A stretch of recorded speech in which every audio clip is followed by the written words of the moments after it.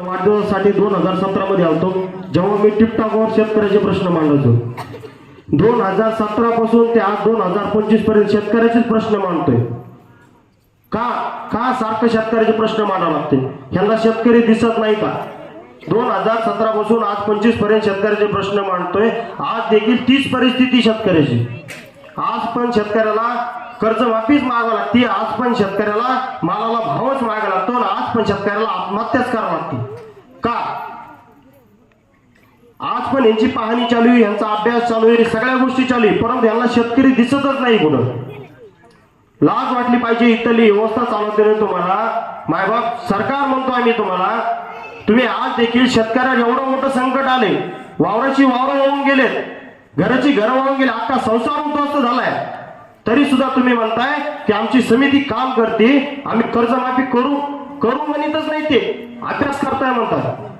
आज शेतकऱ्याची कर्जमाफी जर वेळ येऊन सुद्धा तुम्ही शेतकऱ्याची कर्जमाफी म्हणत नाही, करत नाहीये. तुम्हीच आश्वासन दिलं त्याने मतदानाच्या पूर्वी, मग आश्वासन म्हणजे पूर्ण करीत नाही. मग तुम्ही एक तरी सांगा की तुम्ही तुमचं बघा म्हणून.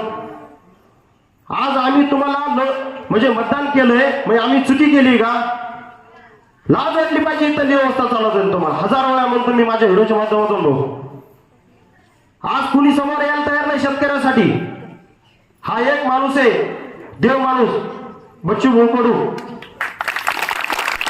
गेले 6 महिने झाले अशा सभा चालू आहेत, असे आंदोलन चालू आहे शेतकऱ्यासाठी.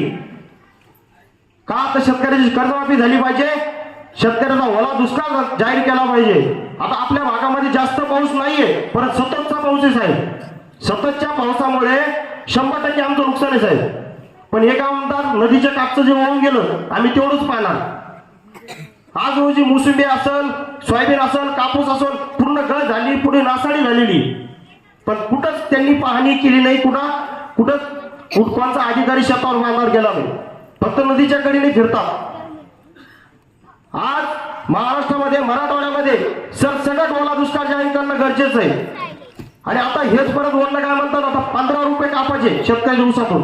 आता माझाच ऊस आहे आणि माझाच कापूस आहे, माझ्याच पैशातले मला देणार आहे का? म्हणजे असं झालं, देवाचाच अंगार घ्यायचा आणि देवालाच वर पडायचा. लाज वाटली पाहिजे. इथली व्यवस्था चालवता तुम्ही. मला जास्त मी काही बोलत नाही, कारण की भाऊला बोलायचंय. आणि आपण ज्यांच्यासाठी आलो इथं, गेले 4-5 दिवस झाले आम्ही. सर काय झालं माहितीये का, 4-5 दिवसापासून आम्ही म्हणतोय शेतकऱ्यासाठी सभा आहे, शेतकऱ्याची सभा, तर लोक एकत्र यायला तयार नाही. जर एखाद्या राजकीय नेत्याची सभा म्हणलं असतं तर स्वतः पळत आले असते.